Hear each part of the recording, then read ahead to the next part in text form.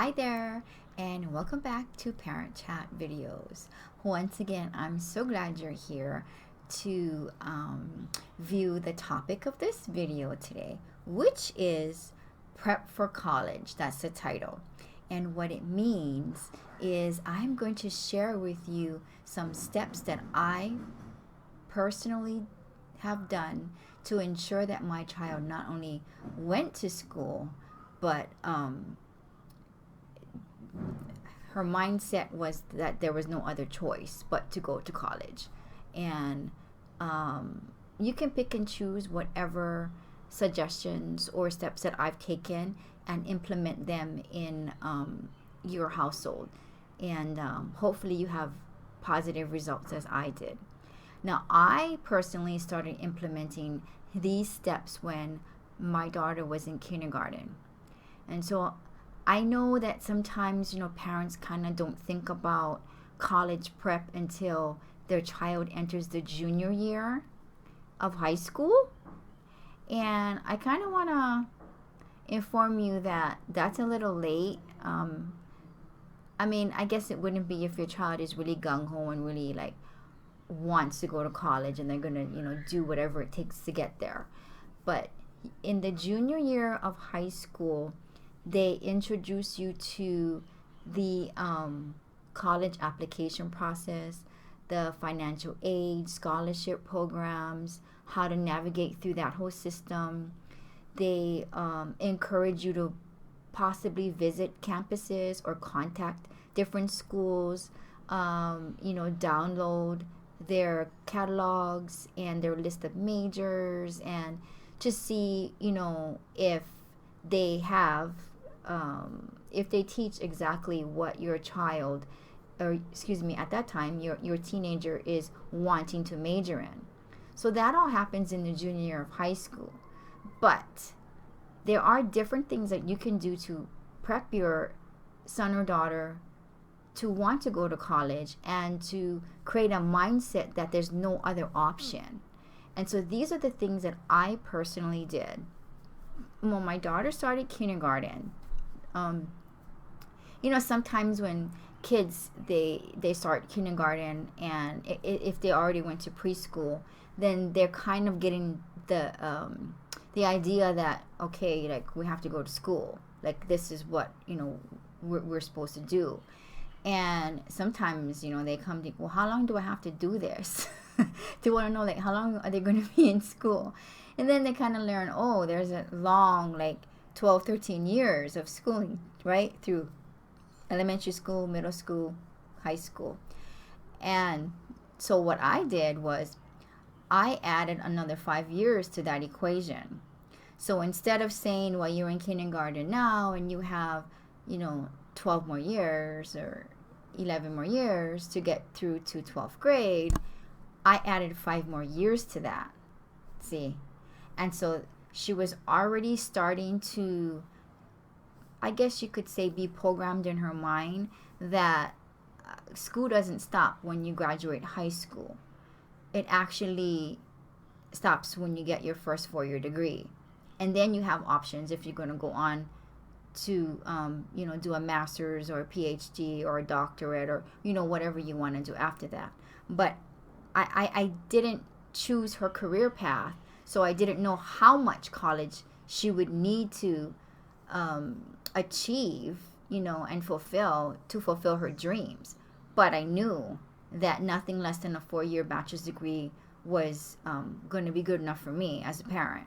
So I just said, 4-year bachelor's degree, but I added 1 more year because it's really hard to get a degree in actually 4 years now. The requirements and the number of credits that you need to earn in order to be qualified to graduate have increased.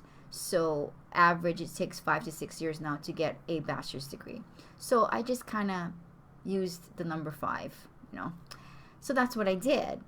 And so throughout her years, even through elementary and school and everything, her friends were starting to count.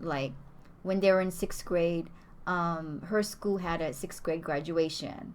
And I overheard her and one of her good friends saying, oh, wow, this graduation is really fun, How many more times can we graduate? And so they were counting. And then the other girl said, oh, we just have 2 more times. It's just 8th grade and then high school.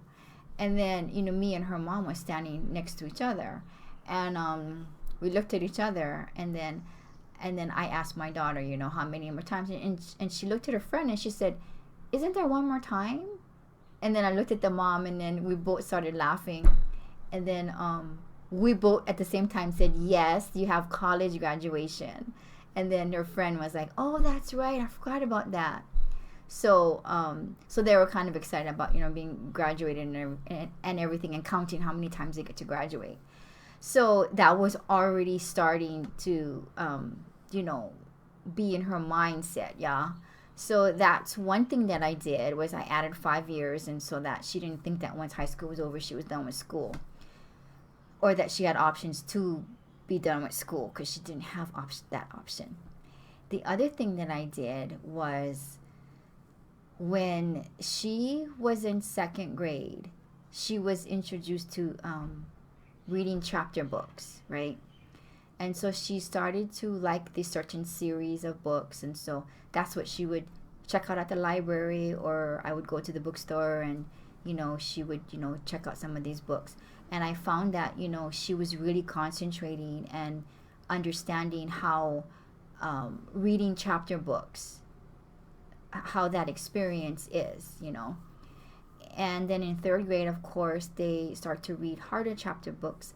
And then they also need to do book reports and papers on their chapter books and on, what they're currently reading. So in the summer of 3rd grade, I required her to do work. I had a whole chart that I made, and I had how many, I wish I kept it so I could have shown you. Oh, that would have been so cool. But I had like book reports, what she needed to do, how many she needed to complete in the summer. I had math. I bought, workbooks and stuff, and she had to complete so much of that. And of course, regular reading time. So I had a whole chart that she needed to finish by the end of the summer. And of course, she was the only one in the whole block that had to do stuff like that. So I was constantly being challenged by parents. Not by the kids, but by the parents. Like, why would you do that? Your child deserves a break. Your child deserves to have fun in the summer. And I said, my daughter will still have fun in the summer, but I'm preparing her for college. Now, think about it. When you go to college, what is the one subject that you really need to excel in? And I had this deep conversation with this one parent, because she was really challenging me, right? And she told me, well, I guess it would be English. I said, exactly. It's not just the English, but I mean, it's the overall package that the English courses require you to be able to comprehend on the college level. So it's reading comprehension, it's writing, it's critical thinking, it's able to be creative in your writing style. It's a way to be descriptive. Like in book reports, right? You have to put the character down. You have to put what the plot was. Everything, that's all descriptive. And so I just told her, well, this is what she needs to do. And every summer she'll have a different list of things to get done throughout the summer.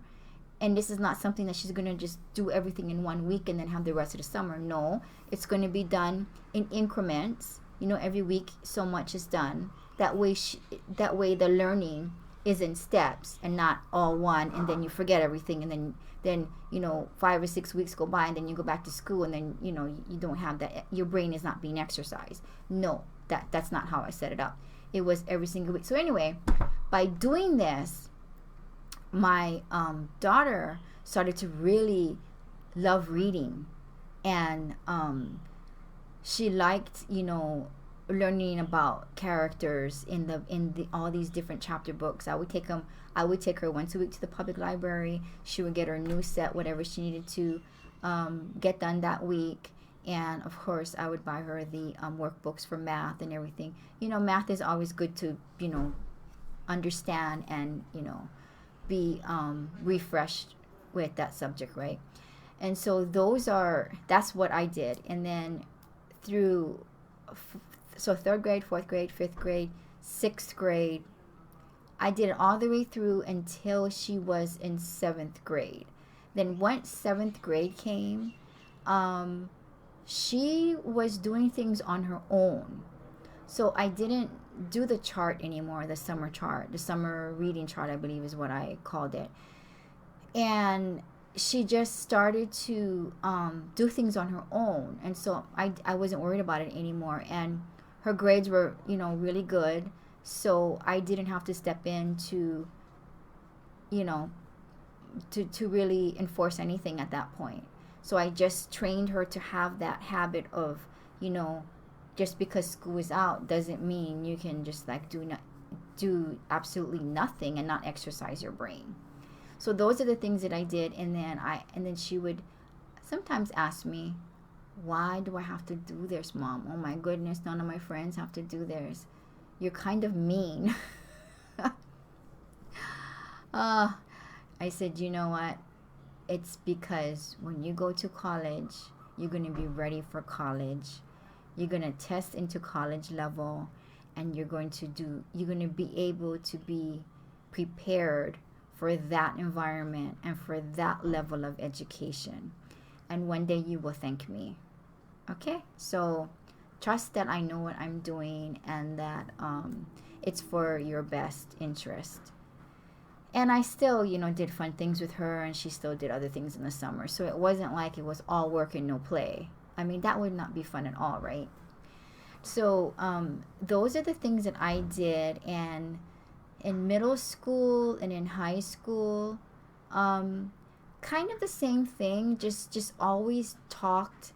And in the conversations, I always added those 5 years, oh, so you still have, like she's in, I believe she was a freshman in high school. And I said, so how many more years do you have left? She's like, well, I guess I have 9 left. I said, yes, you do. You have 9 left. That's absolutely correct. So she just went in the habit of automatically adding the 5 years to whatever grade level she was at. So that was already working. And then in high school, also what I did in 9th grade was I told her to really start to, actually, no, it was 8th grade that I said, really start to think about where it is that you want to go for college and look into the different schools already and kind of see what they have to offer. Even if you don't know exactly what you want to major in yet, you can still have an idea of what these campuses are like and what the state is like, or, the area and the climate. I mean, we live in Hawaii, so any kind of, change in climate is really gonna make an impact on us, because we're not used to, the cold weather. I mean, look what I'm wearing right now, and I'm freezing, and right now it's in the 70s, and I'm freezing. So, yeah, Hawaii people we can't really handle the mainland weather. Anyway, I told her to take all that into consideration. So when she started high school, she was very excited about that experience, because then it was like even closer to her goal, yeah. And her goal was to become an adult and make her own choices and own her own life. So those are the tips that I have for you for really preparing your child for college. Aside from the regular, prep things that you guys are exposed to, like the SAT testing and the things that happen in when your child becomes a junior in high school. Aside from that, these are the other things that I did to really ensure her her successful path to college, and that she stayed on it. Yeah. So thank you so much for allowing me to share my insight and all my little stories that I have here. It's such an honor for me to be able to record these videos and have a following, and I really appreciate, that. And so thank you once again for being here, and I really appreciate it. And as always, I always like to close with my two wonderful words. Well, I think they're wonderful words. Okay, so there are two wonderful words. Why can't I speak today? I don't know. And they are happy parenting. Okay, thank you so much for being here. Bye-bye.